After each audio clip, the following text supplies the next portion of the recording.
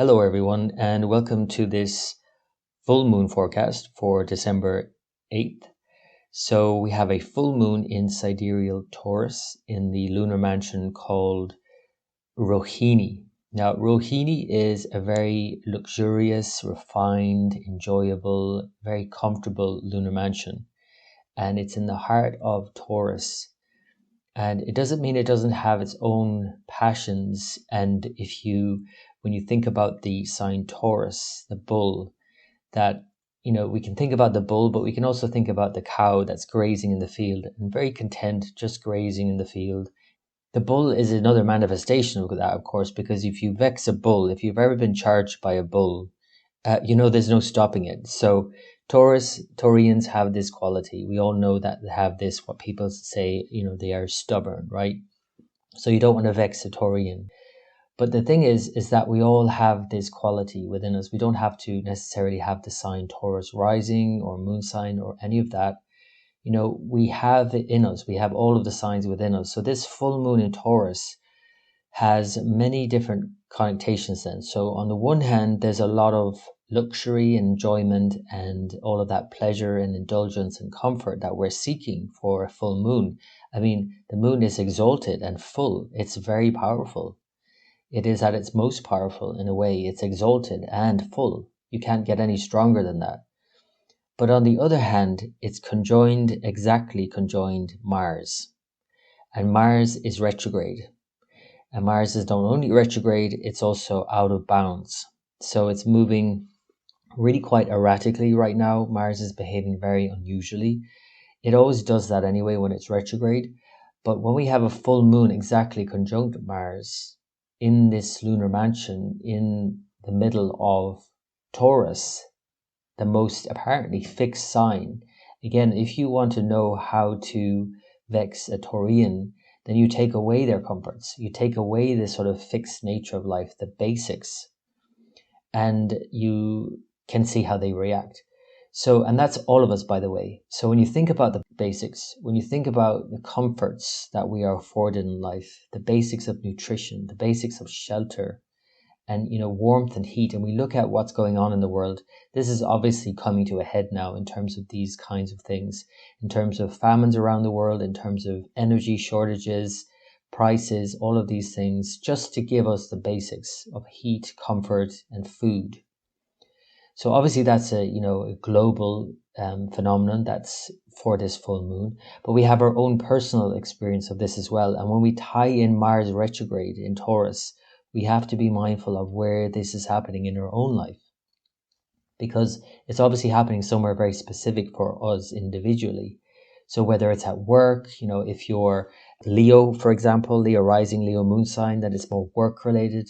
For example, if it's Aquarius, then it's more in the home environment. That's something to be mindful of, because unlike work, where Mars might be more productive, shall we say, it could also be very disruptive when retrograde in a full moon, but it could certainly be channeled through some sort of more productive means and actions and being more proactive and all of that.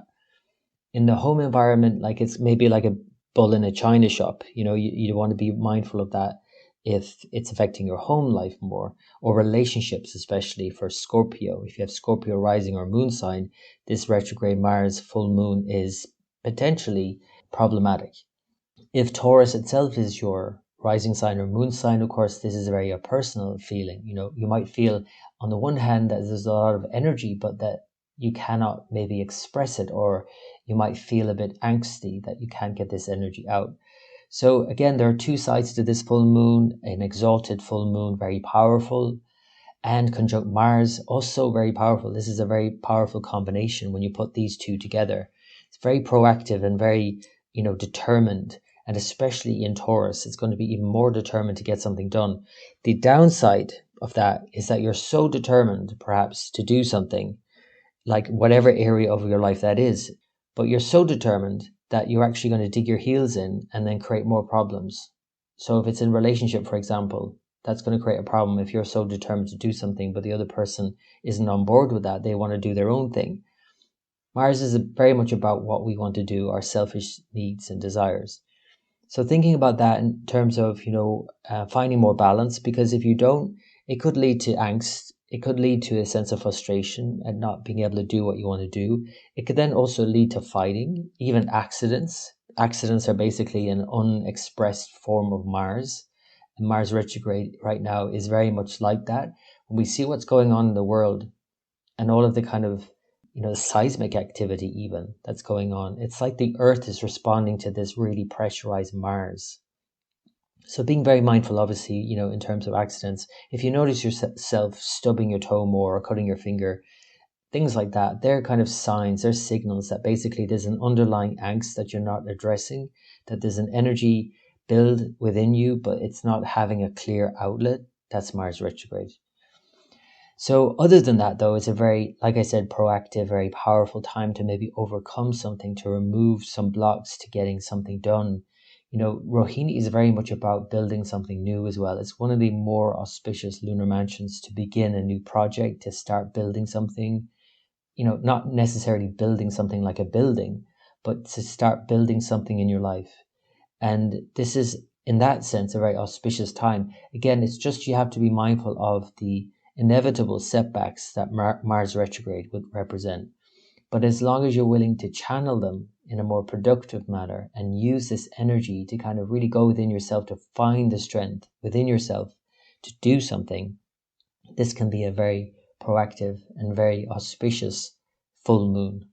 So I hope that is of help. As always, I wish you the very best for this full moon phase. I'll talk about the next lunation or major lunation when we get to the new moon on December 23rd, right before Christmas, which occurs in sidereal Sagittarius and in the lunar mansion called Mula, the root, the star sign that is at the very beginning of Sagittarius, reconnecting to our roots and really connecting with what is more meaningful and purposeful and truthful to us individually and collectively.